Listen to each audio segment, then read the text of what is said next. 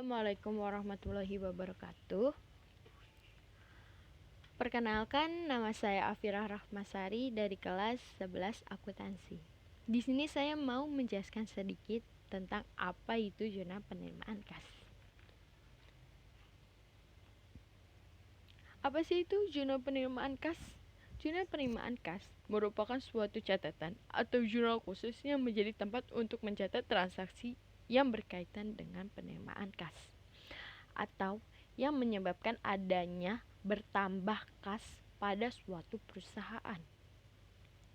Contoh dari penerimaan kas di atas ialah penerimaan uang tunai transfer yang berasal dari perusahaan lain, giro, biliat, atau cek, serta penyetoran langsung dari debitur di bank perusahaan.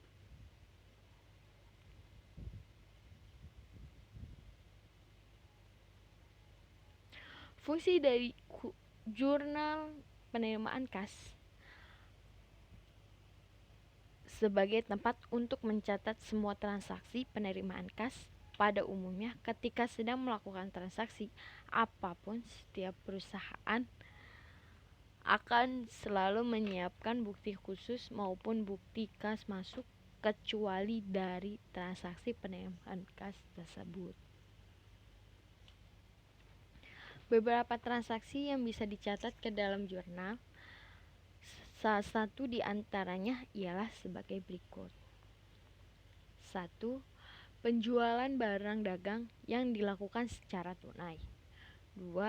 Penerimaan tambahan modal yang berupa uang tunai dari pemilik perusahaan terkait. Ketiga, penerimaan pembayaran piutang. Keempat, penerimaan pendapatan lain seperti pendapatan sewa yang dilakukan secara tunai. 5. Penerimaan pinjaman yang berasal dari bank. 6. Penerimaan tunai yang lainnya. Bentuk dari jurnal penerimaan kas tersendiri mempunyai 6 kolom, di mana pada masing-masing kolomnya memuat 1. Tanggal yang berfungsi untuk mencatat waktu berlangsungnya suatu transaksi. 2. Keterangan atau uraian mencatat keterangan transaksi yang berlangsung. Ketiga, nomor bukti transaksi yang mencatat nomor bukti transaksi. Pada umumnya, nomor bukti transaksi ini berwujud faktur penjualan. 4. Referensi memberikan tanda yang berhubungan dengan memosting transaksi di buku besar.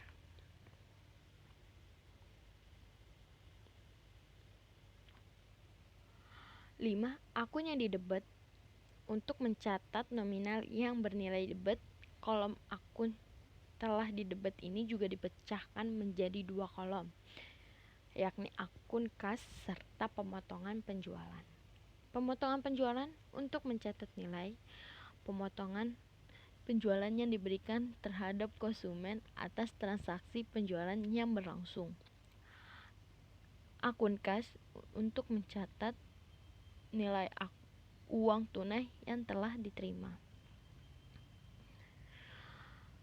6. Akun yang dikredit untuk mencatat nominal yang bernilai kredit. Kolom akun yang dikredit juga dipecahkan menjadi 3 kolom, antara lain piutang, dagang, penjualan, serta akun serba-serbi. 1. Penjualan untuk mencatat nilai keseluruhan penjualan yang berlangsung. 2.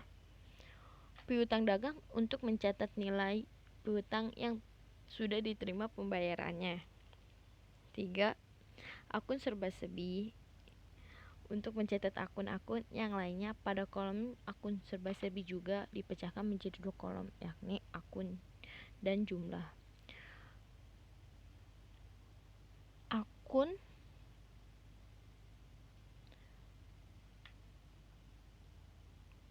untuk kolom akun digunakan sebagai tempat mencatat jenis akun yang telah tersedia sebagai contoh akun pendapatan sewa apabila berlangsung penerimaan pendapat sewa dilakukan secara tunai.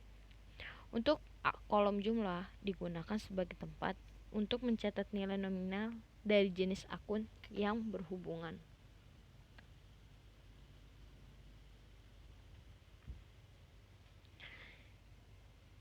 Format ini merupakan suatu format yang dimana di dalamnya berisi tentang tanggal, keterangan, referensi. Di dalam akun debit di situ ada dua jenis, yaitu kas dan pot penjualan. Sedangkan di kredit itu mempunyai 3, yaitu piutang dagang, penjualan, dan serba-serbi.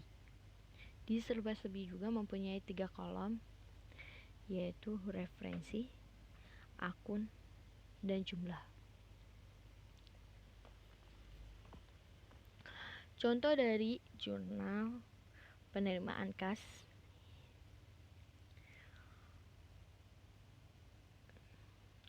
Pada tanggal 5 April 2014 sudah penerimaan pelunasan piutang dagang yang berasal dari toko Ayu berjumlah 2.500.000. Pada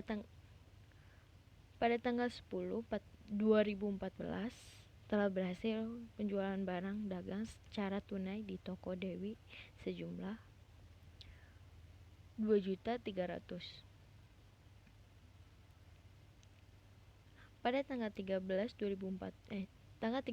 April 2014 adanya pembelian barang dagang dari toko Puji secara tunai sejumlah 7.500.000. Pada tanggal 20 April 2014 juga dikembalikan beberapa barang yang telah dibeli dari toko Puji sebab adanya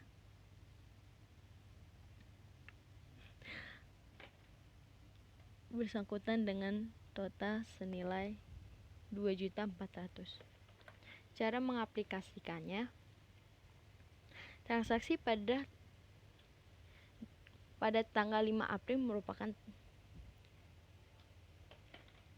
merupakan transaksi yang diterima berupa pelunasan piutang dari pelanggan, yakni toko Ayu, sehingga pembuat saldo kas akan bertambah serta saldo piutang akan berkurang sejumlah angka yang sama, yakni 2.500.000. Kemudian dicatat dalam kas di posisi debit sejumlah 2.500.000 serta di kolom piutang dagang diposisikan kredit sejumlah 2.500.000.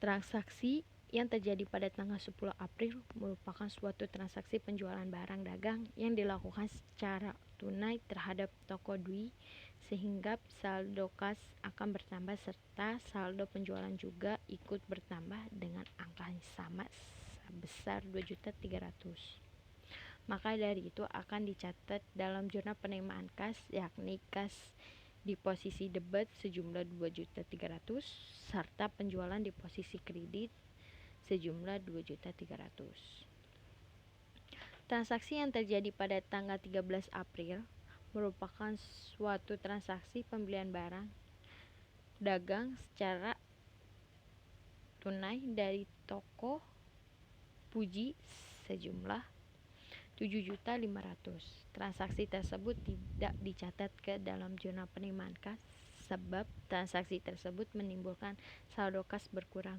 digunakan untuk membeli barang dagang, serta lebih tepatnya untuk dicatat ke dalam jurnal pengeluaran kas. Transaksi yang dilakukan pada tanggal 20 April merupakan transaksi pengembalian barang dagang yang sudah dibeli dengan tunai dari toko Puji sebab keadaan barang terdapat cacat. Transaksi seperti ini juga dikenal sebagai retur pembelian retur yang menjadi sejumlah 2.400.000, total pembelian sejumlah 7.500.000. Transaksi retur pembelian tersebut menimbulkan Utsuberjaya penerimaan uang kas dari pihak toko puji sejumlah 2.400.000. Maka dari itu transaksi akan dicatat ke dalam jurnal penerimaan kas di posisi debit kas sejumlah 2.400.000 dan juga pada posisi kredit kolom serba-serbi dengan keterangan nama akun. Retur pembelian sejumlah 2.400.000. Inilah suatu penjelasan yang tadi yang saya jelaskan.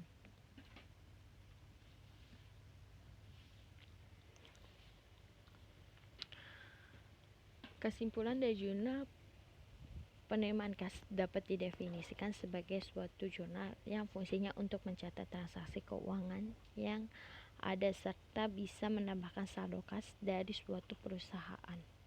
Setiap transaksi yang menyebabkan bertambahnya saldo pada suatu perusahaan akan dicatat ke dalam jurnal khusus penerimaan kas. Namun, apabila transaksi yang terjadi menimbulkan pengurangan saldo, maka transaksi tersebut akan dicatat dalam jurnal pengurangan kas. Itu saja yang bisa saya jelaskan. Bila ada kata-kata yang salah, mohon dimaafkan. Assalamualaikum warahmatullahi wabarakatuh.